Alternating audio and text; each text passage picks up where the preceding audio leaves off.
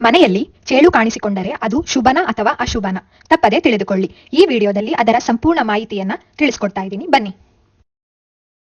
ಸಾಮಾನ್ಯವಾಗಿ ಹಳದಿ ಅಥವಾ ತಿಳಿ ಬಣ್ಣದ ಚೇಳುಗಳನ್ನು ಲಕ್ಷ್ಮೀ ಚೇಳು ಎಂದು ಕರೆಯಲಾಗುತ್ತದೆ. ಚೇಳು ಮನೆಯ ಒಳಗಡೆ ಬಂದರೆ ಅಥವಾ ಮನೆ ಸ್ವಚ್ಛಗೊಳಿಸುವಾಗ ಕಾಣಿಸಿಕೊಂಡರೆ ಆರ್ಥಿಕ ಪ್ರಗತಿ, ಹಣದ ಅರಿವು ಹೆಚ್ಚಾಗುತ್ತದೆ ಮತ್ತು ಅದೃಷ್ಟ ಒಲಿದು ಬರುವ ಸೂಚನೆ ಎಂದು ನಂಬಲಾಗುತ್ತದೆ. ಚೇಳುಗಳು ಮನೆಯಿಂದ ಹೊರಗೆ ಹೋಗುವುದನ್ನು ಕಂಡರೆ ಅದು ನಿಮ್ಮ ಕಷ್ಟಗಳನ್ನು ದೂರವಾಗಿ ಸುಖ ಸಮೃದ್ಧಿ ಬರುವ ಸಂಕೇತವಾಗಿದೆ.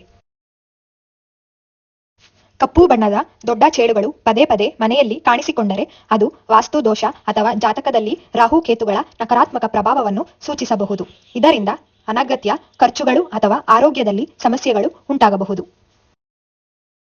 ಮನೆಯಲ್ಲಿ ಸತ್ತ ಚೇಳು ಕಾಣಿಸುವುದು ಅಥವಾ ಚೇಳನ್ನು ಮನೆಯೊಳಗೆ ಕೊಲ್ಲುವುದು ಜಾತಕದಲ್ಲಿನ ದೋಷಗಳು ಅಥವಾ ಮುಂಬರುವ ಸಣ್ಣ ಪುಟ್ಟ ಕಷ್ಟಗಳ ಸೂಚನೆ ಎಂದು ಕೆಲವರು ನಂಬುತ್ತಾರೆ.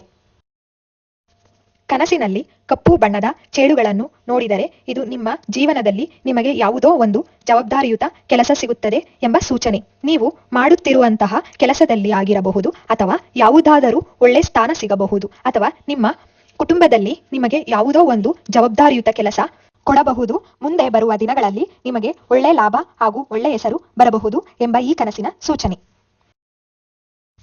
ಕನಸಿನಲ್ಲಿ ಚೇಳು ಕಚ್ಚಿದಂತೆ ಕಾಣಿಸುವುದು ಕೆಲವರ ನಂಬಿಕೆಯ ಪ್ರಕಾರ ಅಶುಭದ ಸಂಕೇತ. ಜೀವನದಲ್ಲಿ ಕೆಲವು ಕಷ್ಟಗಳು, ಅಡೆತಡೆಗಳು ಅಥವಾ ಅನಿರೀಕ್ಷಿತ ಘಟನೆಗಳು ಎದುರಾಗಬಹುದು ಎಂಬ ಸೂಚನೆ ಎಂದು ಪರಿಗಣಿಸಲಾಗುತ್ತದೆ. ಕನಸಿನಲ್ಲಿ ಚೇಳನ್ನು ಕೊಲ್ಲುತ್ತಿರುವಂತೆ ಕಾಣಿಸಿದರೆ ಅದನ್ನು ಶುಭದ ಸಂಕೇತವೆಂದು ನಂಬುತ್ತಾರೆ.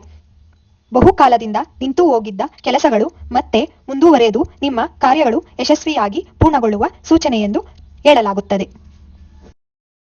ಕನಸಿನಲ್ಲಿ ಬಿಳಿ ಚೇಳು ಕಾಣಿಸಿಕೊಂಡರೆ ಜೀವನದಲ್ಲಿ ಯಾವುದಾದರೂ ಸಮಸ್ಯೆ ಎದುರಾಗಬಹುದು ಅಥವಾ ಮಾನಸಿಕ ಒತ್ತಡ ಹೆಚ್ಚಾಗಬಹುದು ಎಂಬ ಸೂಚನೆ ಎಂದು ಕೆಲವರು ನಂಬುತ್ತಾರೆ.